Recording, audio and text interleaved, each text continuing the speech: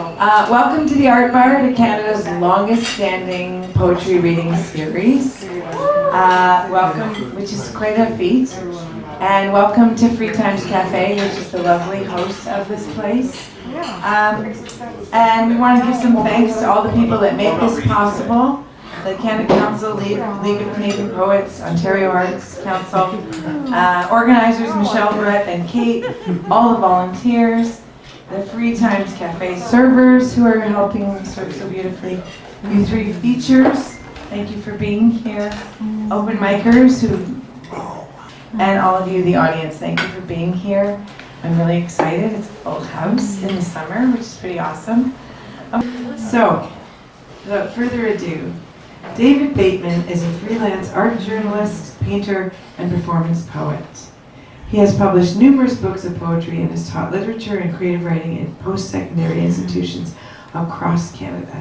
And he lives right here in Toronto, Ontario. Let's give it up for David Bateman.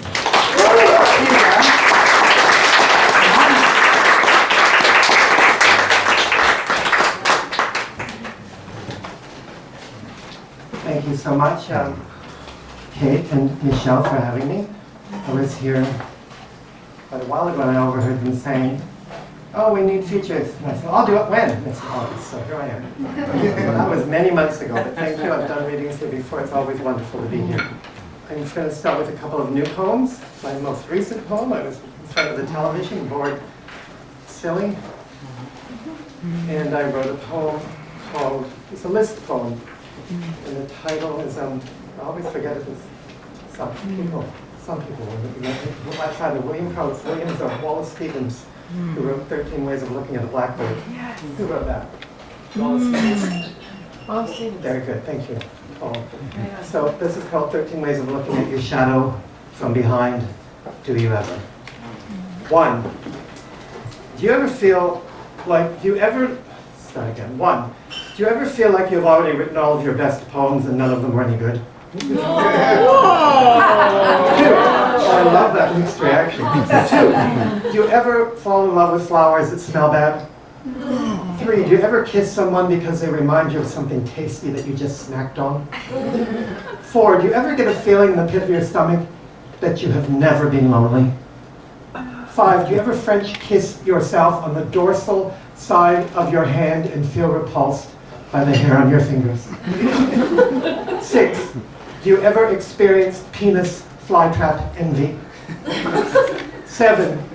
Do you ever find compost redundant on a rotting earth on fire? 8. Do you ever entertain the notion that once is more than enough? 9. Do you ever sing yourself to sleep so loud that you wake the neighbor's dog? 10. Do you ever gag on the thought of your own genitals on display in a museum of fine art? 11. Do you ever die laughing? 12. Do you ever remember the last thing you forgot?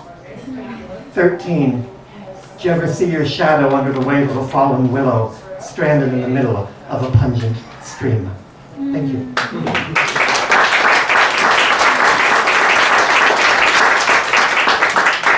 This poem is, I read this at the last time I was here at an open mic months ago. And it's based on my reading. I haven't read a lot of Beckett, but I've seen his plays, but I haven't read his novels. So I've been in a very long process of reading his novels. I'm about that far into the first short one. But I was inspired to take a line, a prompt line, because his writing is very spare and very beautiful. And so I've taken a prompt line. I've written several, but I don't like them all. I like this one, though. And this was the first prompt line, and it's called, and the quote from Beckett's novel, Malloy, is riven by a valley. And I often write poems about my mother, and I don't know that I'm doing that until about the third line. I think, oh fuck, there she is again. So I just keep at it. That's what happened with this poem. We are reading the same book, we are reading it at the same time. We are reading the same copy, but we are not in the same room. My mother is in my room. I told her to get out. She cried and said she is not here. My heart is breaking in two. I am glad I need 2 hearts. Her heart is breaking too, but only into one part. It is the part she uses to break mine. My selfishness is mine. I will not share it with anyone, not even myself or her. When I am alone, she is with me. When she is with me, she is alone. This breaks both of our hearts, but only mine is broken in two. We sat for days listening to Cry Me a River. I cried. She was the river.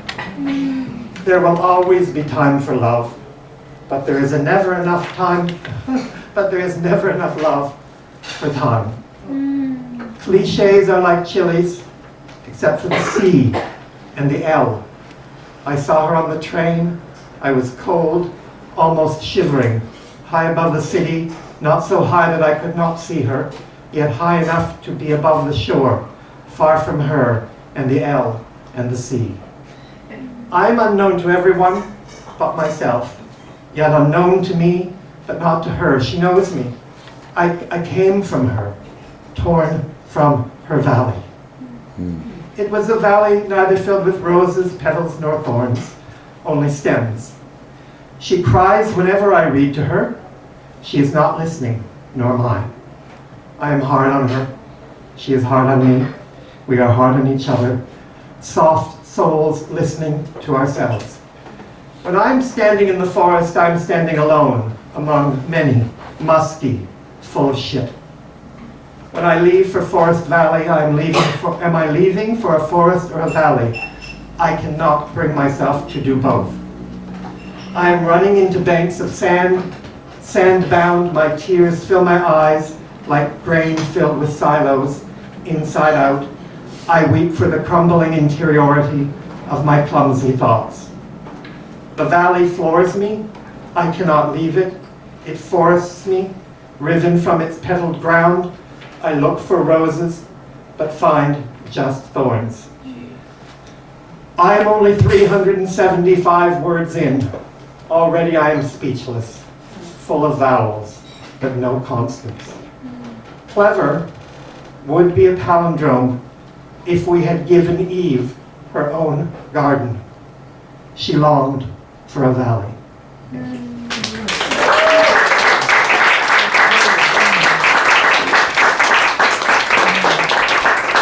Now I'm going to read some poems from some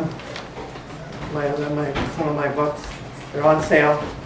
I was lucky enough to be in Calgary at the right time in the right place. And like Lana Turner, I got discovered. Lana Turner, for those of you, she was a film star who got discovered in a drugstore in Hollywood, and I always wished that I'd lived her life instead of mine. And I put that in the beginning of my first book. And I was lucky enough to have 4 collections from Frontenac House Press. And they're all for sale over there. They're $10, or if you're really broke, they're $5, or if you're really rich, they're a blank check signed. Or if you're not, then just talk to me and maybe we can figure something out. This one is called, I choose a set list and I'm done, and I realize that they're all about my mother. And this is one I wrote when I was studying Marshall McLuhan, who I never really totally understood, but I admired what he was trying to do. And the poem is called McLuhan's Bride. Once at a graduate student soiree, the professor's wife told me that McLuhan's wife was afraid of her first vacuum cleaner. I was clearly shaken and hesitated to add that I, on the contrary, felt little techno-based fear when it came to small appliances and all the strained emotional ties they liberate their lovers from.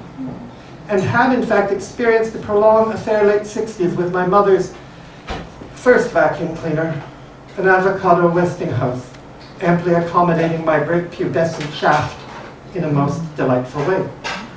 Stored in the basement in this mechanical bride, that's the name of a McLuhan book, by the way. This mechanical bride, this compact galaxy of carnal pleasure, predating certain groundbreaking post-structuralist thought, stood proud alongside boxes of old clothes, hunting rifles, bewildered World War II Army uniforms, the detritus of lives infused with sex and booze, my thoroughly modern, fully equipped paramour, astute and wild-eyed, a stolid ambient purring, giving me uncomplicated joy, strengthening my love for my mother. The ways in which she kept her house in order, supplying sons and lovers with the necessary tools to survive in a world where, as McLuhan claimed, quote, each of us lives hundreds of years in a single decade. And, quote, when you are on the phone, you have no body. Inspiring one to think when you are screwing a vacuum cleaner, you have no conscience, no need of one, save the sudden onset of a short circuit. As you experience one pure act of consummate industrial self-indulgence and the grand sweep of history in an age of information that will one day go the way of items stored in a musty basement, works of art, mechanical reproductions, boxes of old clothes, hunting rifles, bewildered World War II Army uniforms, thoroughly modern, fully equipped paramours, canisters, astute and wild, eyeless in their stolid, ambient, unplugged, purring, having borne silent witness to the grand, eternally pubescent shaft of time.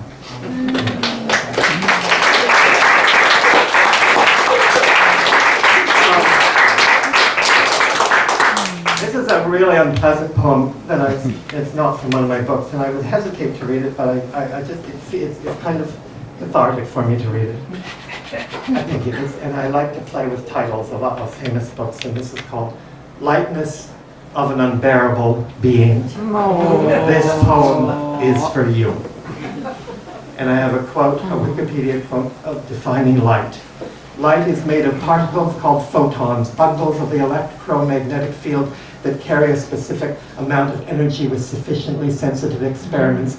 You can count photons or even perform measurements on a single one. I got your birthday reminder in my inbox today. All it did was remind me you are alive, and that the profound tragicomedy of our still lives stumbles on in alliterative failures more concerned with matching consonants than your candied cubicles of hate.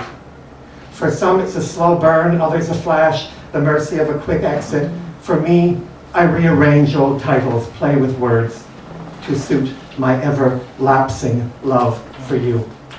The terror I felt when I first learned she would be lifted into your arms at birth and left there under your cares for hours and hours at a time, while your third wife worked circles around the dreams she brought with her to this false place. But you managed, and soon her newborn days will manage respites from the you she has grown to love, having known nothing else. You strum Red River Valley on your guitar and other songs our mother loved, as she sings along in happy infant shades of everything I hope she never knows. As the apocalypse just rages on, having misspoke for years, such an awkward word, I have come now to call you monster, rapist, wife beater, brother, seems too kind a word. And yet I do something soft in rearranging that title, in moving lightness closer to the beginning when we were both children, the unbearable being of you to the end, this end we are both approaching now, believing there was a possibility, a chance to shine, but now blinded by the same light I seem to have hopelessly relied upon all these decades, 7 now. Can we bear another? Moving the alliteration in that title to the end, I have come to love you as that unbearable being, and my own, the likeness came first, and I'm not convinced now that it ever came, thinking it was more false levity, forced mirth, manufactured emotion that kept me there, away from you. I left through light, particles of grief, photons, bundles, fields of electromagnetic weeping with limited energy, barely sufficient sensitivity, experimenting with, performing these acts of love and exit, only to land here in this sad shadow with no escape, only dying in that light with borrowed cliches tugging at my guts. My own cubicles of hatred have put love in a box, wrapped in history, loving you through a kind of pity that may not be love at all. We too were both lifted into loving unworthy arms at birth, limbs and longings unfit to parent. But here we are, as the apocalypse just rages on. I have now come to call you monster, rapist, wife beater, brother, seems too kind of word. This poem is for you. Maybe this is the ending only she deserves. By moving lightness to her beginning, may she escape the kind of light your other children die in. Sorry, Leonard, but sometimes light only lets the cracks in.